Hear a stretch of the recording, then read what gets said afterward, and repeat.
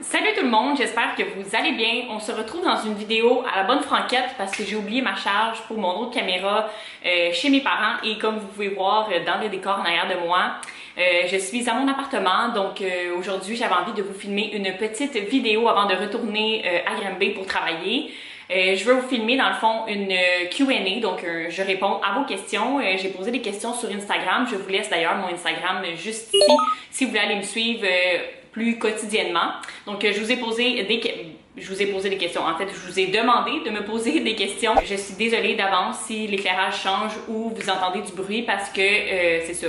C'est ma petite caméra de vlog, il n'y a rien de bien professionnel, mais je me suis dit que j'étais bien de bonne humeur pour vous filmer une vidéo aujourd'hui. Donc on s'y met dès maintenant si je veux pas m'éterniser jusqu'à la fin du monde. La première question qui m'a été posée à ce sujet-là, c'est « As-tu hâte de commencer l'université? » Et oui, j'ai très hâte. J'ai vraiment hâte de commencer cette prochaine étape de ma vie. Je vais être bien honnête avec vous. Et te sens-tu prête à commencer l'université? Donc c'est dans la même ordre d'idées, de questions. Et oui, je suis vraiment totalement prête. C'est sûr et certain que ça me stresse un peu parce que veux pas, c'est de la nouveauté, là. C'est un nouvel endroit, ça va être dans mon nouvel appart. C'est sûr que c'est le temps de se retrouver, des gens avec qui, des amis puis tout ça, là, parce que t'arrives dans une classe puis tu connais personne. Fait que c'est toujours un peu stressant au départ, mais je suis sûre que je vais m'y faire très rapidement, là, comme ça s'est super bien passé aussi pour mon cégep que j'ai fait à Sherbrooke. Donc c'est ça, c'est sûr que je suis un peu stressée du moment d'adaptation parce que je suis quelqu'un qui est quand même assez sensible à ce moment-là d'adaptation, mais assez souvent ça me prend 2-3 jours puis après ça je pars ma routine.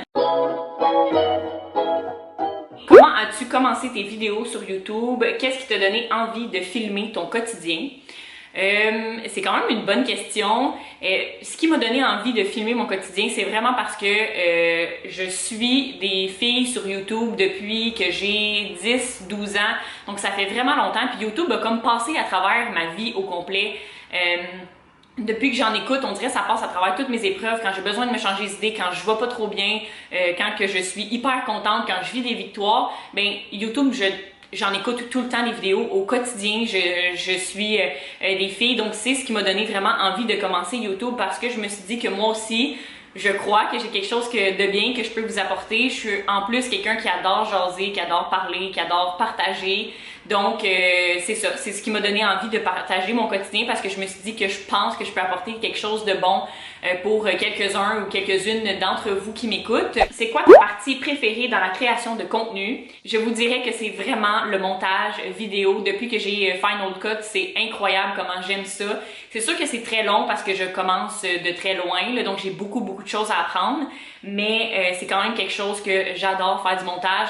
On dirait que la satisfaction du moment où est-ce que tu as comme tout fait le montage au complet, puis là t'écoutes ton vidéo, ça vaut de l'or en barre. Je suis tout le temps vraiment très contente, puis en même temps ça me crée comme des souvenirs, fait que j'aime vraiment beaucoup ça, le montage. C'est sûr que j'aime beaucoup être assis à la caméra à vous filmer, mais je vous dirais que je suis vraiment moins bonne pour comme tout ce qui est le setup puis tout ça, puis que l'éclairage, le son, tout soit parfait. Quelqu'un m'a demandé c'était quoi mon métier ou ma job en ce moment. Donc, pour vous remettre au bon, je sais que je me fais souvent poser cette question-là, ça a comme pas l'air super clair, mais dans le fond, mes parents, ma mère et mon père ont un Trévis. Donc, un Trévis, c'est un magasin qui vend des spas, des piscines. On vend aussi des foyers l'hiver. Donc, je travaille là depuis 6 ans et moi, mon objectif, c'est de reprendre la compagnie dans les années futures là, qui s'en viennent. Donc c'est ça, pour l'instant c'est seulement ma seule job, en fait ça a été depuis 6 ans maintenant. C'est sûr que notre gros moment, nous, c'est l'été, donc je travaille beaucoup moins l'hiver. Si je n'avais pas étudié en travail social, quel aurait été mon deuxième choix de carrière? Donc je crois que cette personne-là, des fois, elle doit pas suivre tout le temps mes vidéos ou des fois je suis pas trop claire dans ce que je dis. Donc oui, je viens de terminer ma technique en travail social, qui est un domaine que j'aime d'amour, vraiment, là, je pourrais faire ça de ma vie, mais comme j'ai l'opportunité de pouvoir reprendre la compagnie et j'ai un fort côté organisation, gestion, entrepreneuriat, donc on dirait qu'en travail social, j'aimais vraiment ça, aider les autres, puis tout ça, faire faire du travail social. Par contre, il me manquait ce petit côté-là. Donc, je me suis lancée dans vraiment le plan de reprendre la compagnie. 2 personnes m'ont demandé c'était quoi ma prochaine destination voyage. Je suis comme énervée, je mets beaucoup de mots un après l'autre. Donc, ma prochaine destination voyage, pour les gens qui me connaissent, vous savez que je suis pas une fille qui voyage beaucoup. Tout d'abord parce que l'été, c'est rare que je suis en congé. Vous m'avez vu aller en Gaspésie, donc j'ai eu 5 jours, là, mais c'est pas mal tout ce que je peux avoir pour l'été. Puis l'hiver, ben c'est sûr certain que je suis pas une fille qui crave de voyager, j'ai tellement d'autres projets, je crave d'autres choses dans ma vie, je crois, mais ça reste qu'à chaque fois que je voyage, vu que j'y vais pas souvent, j'en profite au maximum, ça me fait le plus grand bien. Mais pour ma prochaine destination voyage, j'ai rien de prévu, à part que j'aimerais ça soit pendant une semaine de relâche ou pendant les 2 semaines de congé d'université. Pendant Noël, j'aimerais ça aller dans un pays chaud, question de m'évader un petit peu de l'hiver. On rentre dans le petit bout croustillant où est-ce que j'ai reçu beaucoup de questions. Je pense que vous êtes vraiment curieux. La première personne m'a demandé comment ça va côté garçon. Ben moi, je peux vous répondre que quand il n'y en a pas, ça va très bien. Non, pour être bien honnête avec vous, ça tombe aussi sur une autre question que quelqu'un m'a demandé. Est-ce que tu fréquentes des garçons en ce moment où tu es bien seule? Donc, comme vous voyez dans ma première réponse à la question, non, je fréquente personne en ce moment et j'apprécie de plus en plus, tranquillement pas vite, à être bien seule. Ça va faire maintenant presque 1 an et demi que je suis toute seule.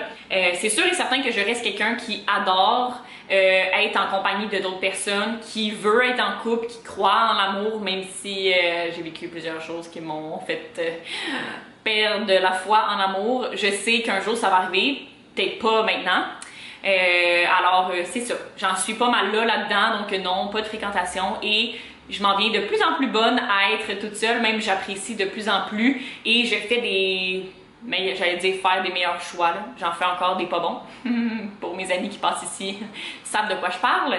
Mais j'essaie d'en faire de plus en plus des bons, justement parce que je ressens pas le besoin d'être en couple en ce moment ou quoi que ce soit. Si ça m'arrive, ça m'arrive. Si ça m'arrive pas, ça m'arrive pas. Mais je suis très bien, pour être bien honnête avec vous, ça va super bien. C'est sûr qu'il y a toujours des rechutes, là, si vous passez par là, il y a toujours des moments où on a envie de parler à quelqu'un, où on a envie de se sentir intéressante ou des choses comme ça, mais ça, je pense que ça fait partie de la game. Là, avant, je me tapais sur la tête puis j'étais comme non, je suis supposée d'être seule complètement puis jamais ressentir ce besoin-là. Mais je pense que c'est juste pas humain, là, fait que c'est normal de ressentir le besoin des fois de jaser ou de voir quelqu'un sans avoir de quoi de super sérieux. On m'a demandé aussi combien de temps a été ma plus longue relation et ma plus longue relation était de 2 ans, 2 ans et demi et ça c'est ma première relation que j'ai eue de 13 à 15 ans environ. J'ai reçu plusieurs questions côté plus personnel. On va commencer tout de suite. Je vais essayer de ne pas m'éterniser, mais je sais que c'est le petit bout où je vais parler peut-être un petit peu plus. Comment va la vie en général? Ça, c'est une question vraiment large, mais je peux vous dire en ce moment que je vais très bien. Pour de vrai, là, ça va super bien. On dirait que j'apprends vraiment à me faire plus confiance. Je sors de ma zone de confort ces derniers temps. Je m'impressionne moi-même, donc je vous dirais que ça va vraiment bien ces temps-ci. Je sais que je passe à travers des choses que je dois m'adapter, que je me pousse justement à sortir de ma zone de confort. Des fois, ça m'emmène à être un petit peu plus stressée qu'à l'habitude, mais pour de vrai, je découvre tellement de facettes de moi-même en ce moment, puis toutes mes sphères de vie, en général, ça va super bien. Donc, je retrouve un petit peu un équilibre dans mon travail. Là, oui, on continue d'avoir beaucoup de jobs, mais ça reste que je peux un petit peu plus respirer, même si je fais encore beaucoup d'heures, juste que ça soit pas la pression dans le tapis de 8h le matin à 5h le soir. Ça me permet de respirer un petit peu plus, donc oui, ça va super bien.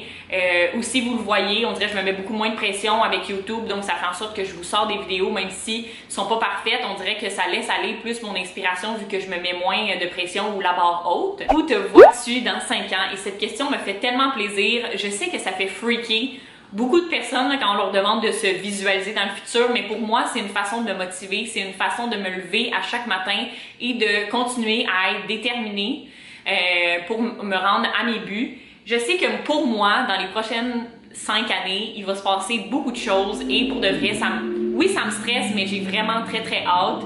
Donc, où je me vois dans 5 ans, je me vois avoir la compagnie, Je me vois avoir un petit quelque chose à moi, donc soit un condo ou un semi-détaché, peu importe, quelque chose que je vais pouvoir m'acheter. Et je me vois avec un de mes plus grands rêves que j'attends le moment depuis des années. J'ai vraiment très hâte d'avoir mon chien. Comme vous le savez, j'en parle des fois.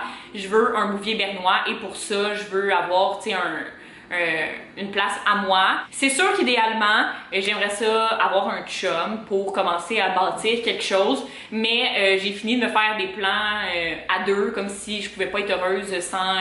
si je pouvais pas avoir de maison sans un chum, je peux pas avoir un chien sans un chum. Ben non, je sais que je suis capable d'avoir tout ça toute seule et ça me motive à tous les jours de me lever et de continuer vers ces objectifs-là pour me rendre où ce que je veux dans 5 ans. Truc pour être moins stressée et l'appliques-tu vraiment au quotidien? Ça, c'est toujours la question. Et pour être une travailleuse sociale, des fois, les gens, pour avoir eu des études en travail social, des fois, les gens, ils me disent... ben, ils pensent qu'on a la science infuse, qu'on est capable de régler tous nos problèmes. Chose très fausse, parce que je suis capable d'aider les autres, mais quand vient le temps de m'aider moi-même, ça c'est un autre paire de manches.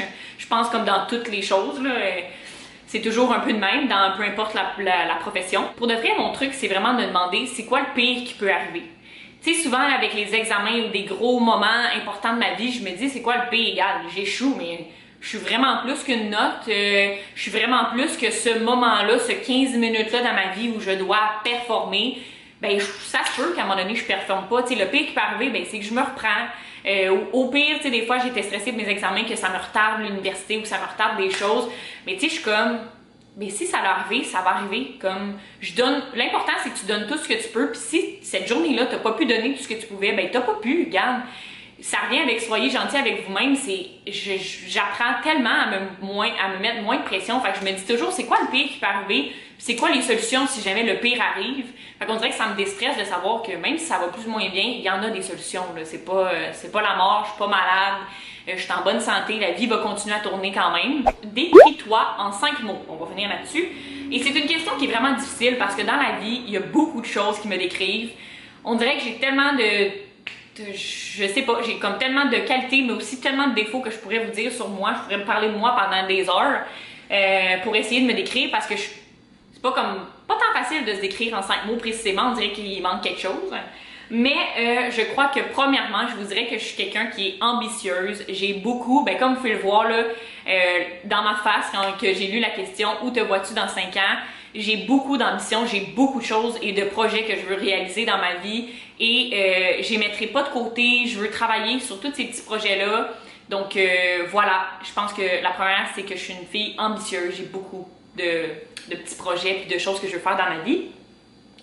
Je pense aussi que je suis quelqu'un qui est facile d'approche, quelqu'un qui est facile à jaser. Je m'adapte à beaucoup de types de personnes. Je vous dirais que je suis vraiment, mais ça va aussi avec l'ouverture d'esprit. Je suis vraiment facile d'approche. Je jase, je parle facilement. J'aime ça apprendre à connaître les autres. J'aime ça aller vers les autres. Donc voilà, je pense que je suis quand même quelqu'un assez facile d'approche. Autre petit point plus négatif de moi, mais qui vient avec moi-même, c'est que je suis quelqu'un qui est vraiment insécure. Insécure par rapport au jugement des autres ou à ce que les autres vont penser de ce que je fais. C'est vraiment important pour moi que les autres me voient pas d'un œil différent ou aient pas une mauvaise perception de moi. Donc je suis facilement insécure, puis ce qui vient avec ça, c'est que je me pose des millions de questions tout le temps. Mes amis pourraient vous le dire à quel point des fois je suis gossante, à quel point je m'évalue et je me remets en question souvent. Sauf qu'en même temps, en travail social, ça m'a aussi appris que c'était une bonne chose de se remettre en question parce que ça fait en sorte que je veux toujours m'améliorer. Je cherche toujours à essayer de comprendre l'autre, à toujours essayer de m'adapter, de m'améliorer, de mieux m'adapter à des situations. Mais voilà, je suis insécure dans plusieurs sphères de ma vie, mais en même temps, je suis quand même quelqu'un qui fonce, mais ça, c'est ça. C'est plus du côté où que je me pose 2 millions de questions sur chaque petite affaire de la vie, là.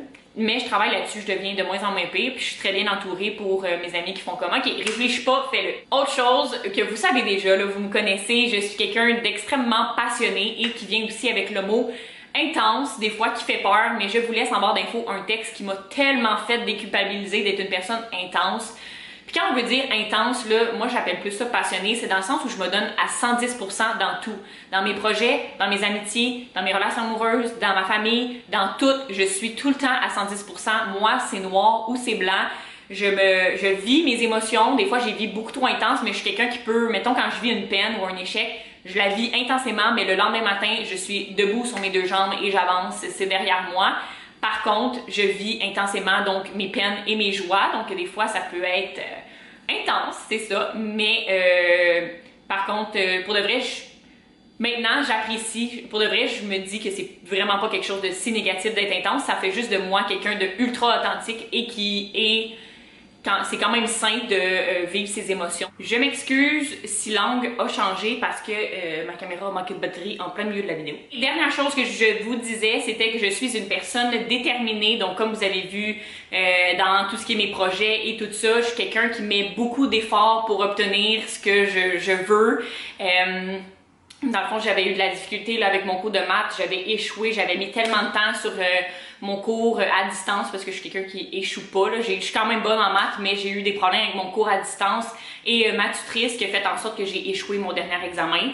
Et je pleurais chaque fois que j'en faisais, mais je continuais d'en faire et j'ai finalement passé. Même principe pour le magasin, ça fait 6 ans que je travaille là, mais dans les dernières années, je faisais pas nécessairement ma job de rêve. Tu sais, j'aurais pu aller travailler dans une pharmacie puis être un petit peu plus épanouie ou des choses comme ça. Par contre, je travaillais pour mon objectif et cette année, ça a été une super de belle année côté travail. J'ai comme, mettons que j'étais là, je suis passée à là en dedans d'une année avec tout ce qui est ma confiance, la place que j'ai pris, les projets que j'ai entrepris aussi dans l'entreprise. Donc, je suis déterminée. Je crois vraiment que c'est une de d'un mot qui peut me décrire très bien. Donc voilà, j'espère que vous avez aimé ma petite Q&A. J'imagine qu'elle a été très longue parce que je suis pas capable de me fermer la gueule. Faut toujours que je parle, mais vous commencez à me connaître. Donc voilà, j'espère que vous avez aimé cette petite vidéo-là. Moi, j'aime tellement ça parce qu'on dirait que c'est comme vous partagez directement quelque chose que vous voulez savoir. Donc j'espère que ça vous a plu. Nous, comme d'habitude, on se retrouve dans une prochaine vidéo. Merci encore d'être là et merci à tous les nouveaux qui cliquent sur s'abonner. Là, ça me fait tellement plaisir. On se retrouve dans une prochaine vidéo. D'ici là, prenez soin de vous. Bye!